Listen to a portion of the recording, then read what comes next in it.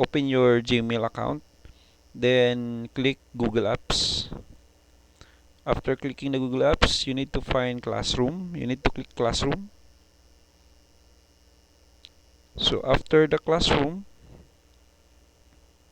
you need to click Create or Join Class. Okay. After clicking the plus sign, so you need to click Create Class. Then check lang natin yung agreement, then continue. After the creating a class, we need to put class name, example, output. Then for the section, lagay natin dyan is section A, example, levels first year, example, first year student. Then yung subject, example, English subject. Then yung sa room naman, okay lang wala.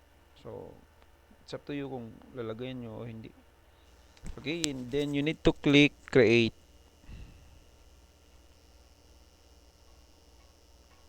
Okay, after,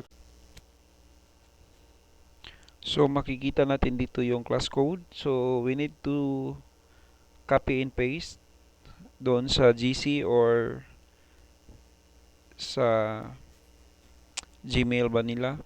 Depende kung saan ka magsisend ng link. So the class code para makapag-join yung mga bata ninyo sa Google Classroom. Kasi kung sino yung mabigyan ng code, meaning yung mga bata na yon is enrolled sa iyong subject.